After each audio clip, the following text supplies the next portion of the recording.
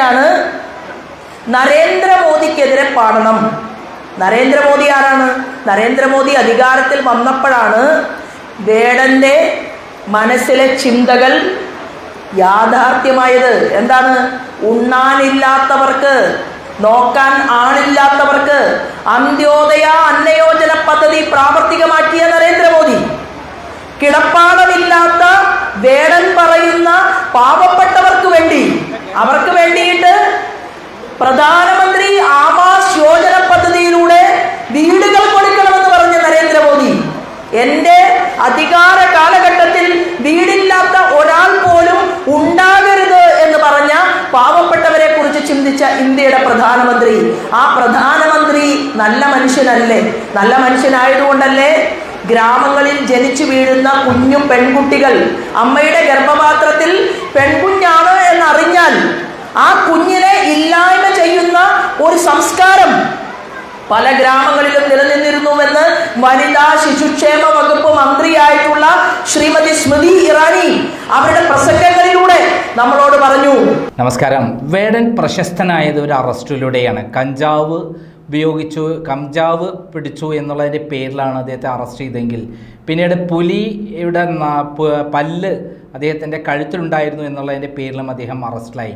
അപ്പോഴാണ് ലോകം മുഴുവൻ വേടനെക്കുറിച്ച് കാണുന്നതും ചിന്തിക്കുന്നതും പറയുന്നതും.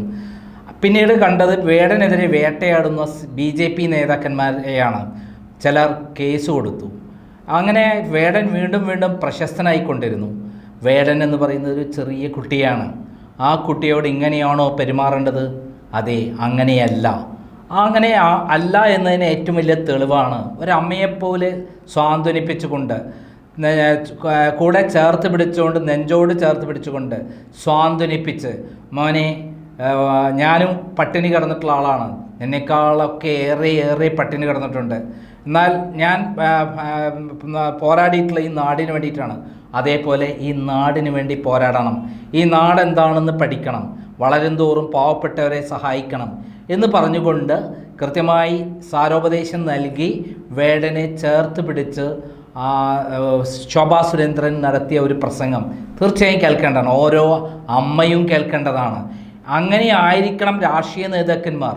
തീപ്പൊരി പ്രാസംഗികയായ ശോഭാ സുരേന്ദ്രൻ്റെ പ്രസംഗം നമുക്കെല്ലാവർക്കും അറിയാം. പിണറായി വിജയനെയൊക്കെ മട്ടന്നൂരിലും ധർമ്മടത്തും തലശ്ശേരിയിലും കണ്ണൂരിലെല്ലാം പോയി വെല്ലുവിളിക്കുന്ന, ഒരു പേടിയുമില്ലാത്ത, എല്ലാവരുടെയും വീരനായികയായ, പുലിയായ, ഈറ്റപ്പുലിയായ ശോഭാ സുരേന്ദ്രൻ എന്നെ സംബന്ധിച്ചിടത്തോളം പ്രസംഗിക്കാനും ഫൈറ്റ് ചെയ്യാനും അറിയാം.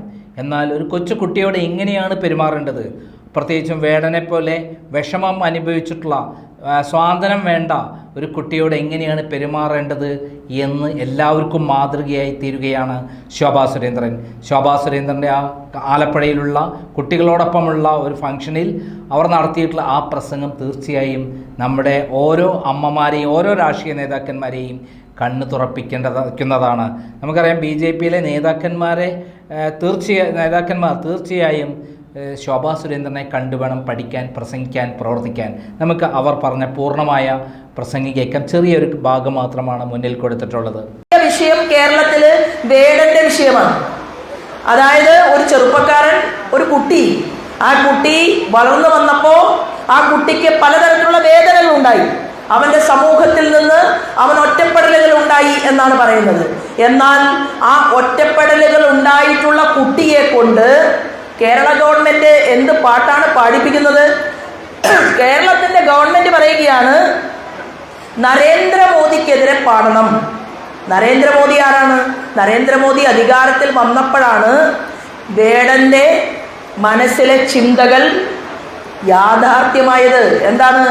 ഉണ്ണാനില്ലാത്തവർക്ക്, നോക്കാൻ ആളില്ലാത്തവർക്ക് അന്ത്യോദയ അന്നയോജന പദ്ധതി പ്രാവർത്തികമാക്കിയ നരേന്ദ്രമോദി, കിടപ്പാടമില്ലാത്ത വേടൻ പറയുന്ന പാവപ്പെട്ടവർക്ക് വേണ്ടി, അവർക്ക് വേണ്ടിയിട്ട് പ്രധാനമന്ത്രി ആവാസ് യോജന പദ്ധതിയിലൂടെ വീടുകൾ കൊടുക്കണമെന്ന് പറഞ്ഞ നരേന്ദ്രമോദി, എന്റെ അധികാര കാലഘട്ടത്തിൽ വീടില്ലാത്ത ഒരാൾ പോലും ഉണ്ടാകരുത് എന്ന് പറഞ്ഞ പാവപ്പെട്ടവരെ കുറിച്ച് ചിന്തിച്ച ഇന്ത്യയുടെ പ്രധാനമന്ത്രി.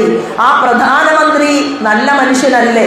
നല്ല മനുഷ്യനായതുകൊണ്ടല്ലേ ഗ്രാമങ്ങളിൽ ജനിച്ചു വീഴുന്ന കുഞ്ഞു പെൺകുട്ടികൾ അമ്മയുടെ ഗർഭപാത്രത്തിൽ പെൺകുഞ്ഞാണ് എന്നറിഞ്ഞാൽ ആ കുഞ്ഞിനെ ഇല്ലായ്മ ചെയ്യുന്ന ഒരു സംസ്കാരം പല ഗ്രാമങ്ങളിലും നിലനിന്നിരുന്നുവെന്ന് വനിതാ ശിശുക്ഷേമ വകുപ്പ് മന്ത്രിയായിട്ടുള്ള ശ്രീമതി സ്മൃതി ഇറാനി അവരുടെ പ്രസംഗങ്ങളിലൂടെ നമ്മളോട് പറഞ്ഞു.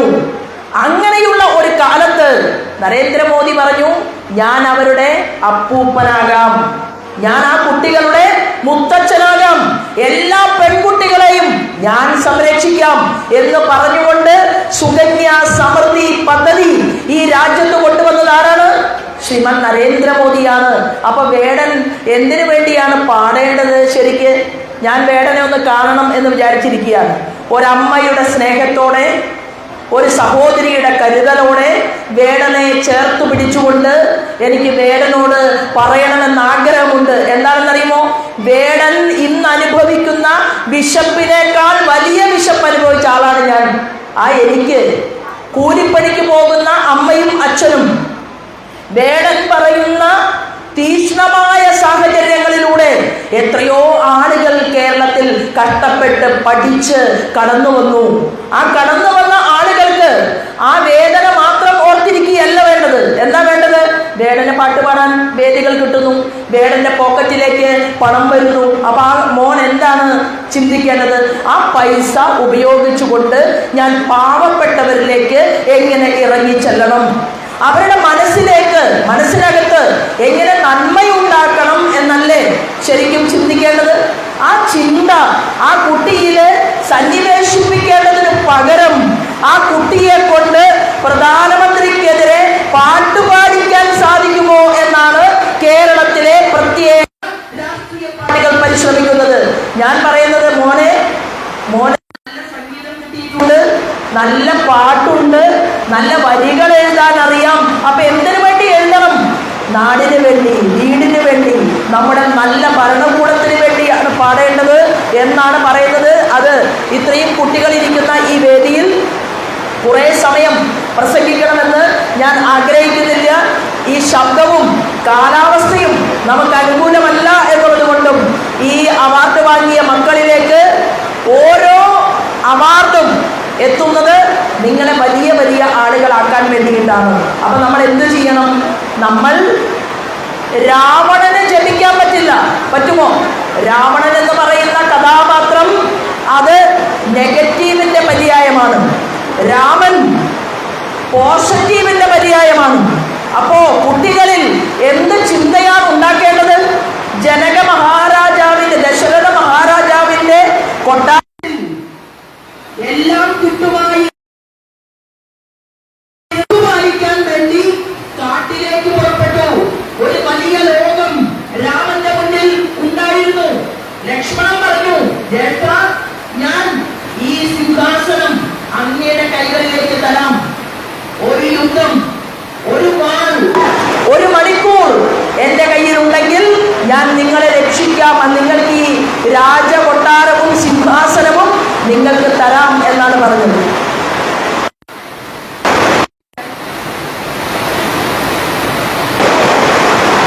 എന്നാൽ രാമൻ ലക്ഷ്മണനോട് പറഞ്ഞു, എന്താണ്? രാമൻ ലക്ഷ്മണനോട് പറഞ്ഞു, മോനെ ലക്ഷ്മണ, ചക്ഷുശ്രവണമാം ദർദരം, ഭക്ഷണത്തിന് അപേക്ഷിച്ചതുപോലെയാണ് മോനെ ഈ ജീവിതം. എന്താണ്? ഒരു പാമ്പിന്റെ വായ്ക്കകത്ത് പെട്ട ഒരു തവണ തനിക്ക് വിശക്കുന്നു എന്ന് പറഞ്ഞുകൊണ്ട് നാവ് നീട്ടി പ്രാണിയെ പിടിച്ച് കഴിക്കാൻ ആഗ്രഹിച്ചതുപോലെ മാത്രമേ ജീവിതമുള്ളൂ. ക്ഷണികമായ ജീവിതത്തിൽ അച്ഛന്റെ പാലിക്കാൻ വേണ്ടി പ്രവർത്തിച്ച മകനാണ് ശരി എന്ന് ലക്ഷ്മണൻ,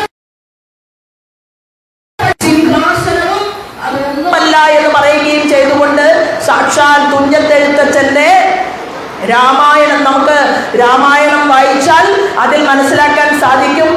അച്ഛനും മകനും തമ്മിലുള്ള ഭക്തിയുള്ള ഇഴചേർന്ന ഭക്തിയുള്ള ബന്ധം, ഭർത്താവും ഭാര്യയും തമ്മിലുള്ള അഭേദ്യമായ ബന്ധം, അച്ഛനെയും അമ്മയെയും നാട്ടിൽ ഉപേക്ഷിച്ചുകൊണ്ട് കാട്ടിലേക്ക് പുറപ്പെട്ട രാമനോടൊപ്പം തന്റെ ഭാര്യ തന്റെ ഭർത്താവിനോടൊപ്പം നടന്നു നീങ്ങുന്ന നമ്മുടെ സീതാദേവിയുടെ ചിത്രം എവിടെയും സീത പറഞ്ഞിട്ടില്ല അച്ഛൻ തെറ്റുകാരനാണ് എന്ന്, രാമൻ തെറ്റുകാരനാണ് എന്ന് സീത എവിടെയും പറഞ്ഞിട്ടില്ല. നമ്മുടെ കാഴ്ചയിൽ മായാസീതയായിട്ട് ഏതെല്ലാം ഘട്ടങ്ങളിൽ സീതയെ അവതരിപ്പിക്കപ്പെട്ടിട്ടുണ്ട് എന്ന് മനസ്സിലാക്കണമെങ്കിൽ വാൽമീകിയുടെ രാമായണത്തിലൂടെ നമ്മളൊന്ന് കടന്നു പോകണം. ഇതെല്ലാം സംഭവിക്കുക എന്നുള്ളത് ഞാൻ ഇവിടെ വരണമെന്നും ഞാൻ നിങ്ങളുടെ മുന്നിൽ നിൽക്കണമെന്നും ഞാൻ നിങ്ങളിൽ ഒരാളായിട്ട് നിങ്ങളുടെ ജോലിക്കാരി പോലെ പ്രവർത്തിക്കണമെന്നുള്ളതും ഈ പ്രകൃതിയുടെ നിയോഗമാണ്. അതുകൊണ്ടാണ് എനിക്ക് നിങ്ങളെ കാണാൻ പറ്റുന്നത്, നിങ്ങൾക്ക് എന്നെ കാണാൻ പറ്റുന്നത്. ഞാൻ ഇത്രയും നാളായി ഒരുപാട് തവണ ഞാൻ തെരഞ്ഞെടുപ്പിൽ നിന്നു, ഞാൻ തെരഞ്ഞെടുപ്പിൽ പരാജയപ്പെട്ടു എന്ന് കരുതിയിട്ട് എനിക്ക് പാവപ്പെട്ടവരുടെ അരികിലേക്ക് ചെല്ലാതിരിക്കാൻ പറ്റുമോ? ഇല്ല. എന്താണ് ഉത്തരവാദിത്വം? ഇവിടെ ഇരിക്കുന്നവരിൽ ടീച്ചറോ എഞ്ചിനീയറോ ഡോക്ടറോ ഒക്കെ ഉണ്ട് എന്ന് വിചാരിക്കുക. അവരുടെ കൃത്യനിർവഹണം പോലെ തന്നെ എൻ്റെ കൃത്യനിർവഹണം എന്ന് പറയുന്നത് എൻ്റെ നാട്ടിലെ ജനങ്ങൾ വിളിക്കുന്ന ഏതു പരിപാടിയിലും പങ്കെടുക്കുക, നല്ല കാര്യങ്ങൾ പറയുക. അപ്പൊ വേടനെ കൊണ്ട് ഞാൻ കഴിഞ്ഞ ദിവസം ഒരു വീട്ടിൽ പോയി. അവിടെ 2 പെൺകുട്ടികൾ, 15 വയസ്സും 17 വയസ്സും 19 വയസ്സുമുള്ള 2 പെൺകുട്ടികൾ കിടക്കാൻ കട്ടിലില്ലാതെ, പായില്ലാതെ, സൗകര്യമില്ലാതെ ഇതുപോലെയുള്ള ഒരു കുടിസുമുറിയിൽ ആ പെൺകുട്ടി ജീവിക്കുകയാണ്. അവിടെ കിടന്നുകൊണ്ട് മഞ്ഞപ്പിത്തം ബാധിച്ചു മരിച്ചു. നമ്മുടെ ഗവൺമെന്റ്, കേരളത്തിലെ ഗവൺമെന്റ് മെഡിക്കൽ കോളേജിൽ നിങ്ങൾ ആരെങ്കിലും പോയിട്ടുണ്ടെങ്കിൽ നിങ്ങൾക്ക് അടുത്ത മാസം ഓപ്പറേഷൻ വേണമെങ്കിൽ 8 മാസം കഴിഞ്ഞ് ഓപ്പറേഷൻ ഡേറ്റ് എഴുതി കൊടുക്കും. 8 മാസം ആ മനുഷ്യൻ ജീവിച്ചിരിക്കുമോ എന്ന് ഉറപ്പില്ല. ഒരു മെഡിക്കൽ കോളേജിലെ സൂപ്രണ്ട് എന്നോട് പറഞ്ഞു, മാഡം നിങ്ങൾ പ്രസംഗത്തിൽ എൻ്റെ പേര് പറയരുത്, പക്ഷേ മെഡിക്കൽ കോളേജുകളിൽ 6 മാസത്തിനകത്ത് സ്കാൻ ചെയ്യാൻ നിർവാഹമില്ലാതെ, MRI സ്കാൻ എടുക്കാൻ നിർവാഹമില്ലാതെ, ലാബ് റിപ്പോർട്ടുകൾ തയ്യാറാക്കാൻ സാധിക്കാതെ പാവപ്പെട്ടവൻ പിടഞ്ഞു വീണ് മരിക്കുകയാണ് എന്ന് ഒരു മെഡിക്കൽ കോളേജിലെ സൂപ്രണ്ടിന് എന്നോട് പറയേണ്ട സാഹചര്യം കേരളത്തിൽ ഉണ്ടായി. അങ്ങനെയുള്ള മെഡിക്കൽ കോളേജുകൾ കേരളത്തിൽ നിലനിൽക്കുന്നു. ആവശ്യത്തിന് മരുന്നില്ല, ഡോക്ടറില്ല, ഡോക്ടറുടെ അനുവാദത്തിന് നേഴ്സില്ല. അപ്പോ മരണപ്പെട്ടു പോയ SC വിഭാഗത്തിലെ 2 പെൺകുട്ടികൾക്ക് വേണ്ടി കേരളത്തിന്റെ ആരോഗ്യ വകുപ്പിനെതിരെയല്ലേ വേടൻ പാടേണ്ടത്? അല്ലേ? വീടില്ലാത്തവർക്ക് വേണ്ടിയല്ലേ വേടൻ പാടേണ്ടത്? കേരളത്തിൽ 1956 മുതൽ മാറി മാറി ഭരണകൂടങ്ങൾ കേരളത്തെ ഭരിച്ചിട്ടും എന്തേ നമ്മുടെ നാട്ടിലെ പാവപ്പെട്ട SC ST വിഭാഗക്കാരുടെ പ്രശ്നങ്ങൾ പരിഹരിക്കാൻ സാധിക്കാതെ പോയത്? എന്തുകൊണ്ടാണ് ഇവിടുത്തെ മന്ത്രിമാർക്ക് അവർ നല്ല ദന്തഗോപുരങ്ങളിൽ അവർ ജീവിക്കുന്നു, പാവപ്പെട്ടവർക്ക് വേണ്ടിയുള്ള പദ്ധതികൾ അവരെന്തുകൊണ്ട് അവരുടെ അരികിലേക്ക് എത്തിക്കാൻ സാധിക്കുന്നില്ല? ഇന്ത്യയുടെ നരേന്ദ്രമോദി പറഞ്ഞു, ഒരു ക്ലാസ് റൂമിനെ എങ്ങനെയാക്കണം? ഒരു നിയോജക മണ്ഡലത്തിൽ 1 കോടി രൂപയോളം കേന്ദ്രം തരുന്ന നല്ല സ്കൂളുകൾ ഉണ്ടാക്കണം, സ്മാർട്ട് ക്ലാസ് റൂം ഉണ്ടാക്കണം. രാജഗോപാൽ എന്ന് പറയുന്ന BJPയുടെ MLA നേമം നിയോജക മണ്ഡലത്തില് സമയത്തിന് മുൻപ് തന്നെ ആ പണം വാങ്ങിയിട്ട് ആ സ്മാർട്ട് ക്ലാസ് റൂം ഒരുക്കിയെടുത്തു. ഒരൊറ്റ MLA പോലും ആ ടേബിള് സ്മാർട്ട് ക്ലാസ് റൂമുള്ള 1 കോടി രൂപയുടെ PM പദ്ധതി ഏറ്റെടുത്തില്ല. ഏറ്റെടുക്കണ്ടേ? പാവപ്പെട്ടവർക്ക് വേണ്ടി കൊടുക്കുന്ന ഫണ്ടുകൾ വിനിയോഗിക്കണ്ടേ?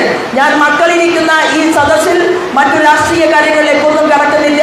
ഇവിടെ നല്ല വിദ്യാഭ്യാസം നേടിയ, നല്ല കഴിവ് തെളിയിച്ച മുഴുവൻ കുട്ടികൾക്കും ഞാൻ സ്നേഹവും ആദരവും പങ്കുവെച്ചുകൊണ്ട് മൈക്ക് കിട്ടിയാൽ സംസാരിക്കുക എന്നുള്ളത് എൻ്റെ ഒരു സ്വഭാവമായതുകൊണ്ട് ഇത് ദീർഘിച്ചു പോയി എന്ന് മാത്രമേ ഉള്ളൂ. നിങ്ങൾക്കെല്ലാവർക്കും നമസ്കാരം. വന്ദേ മാതരം.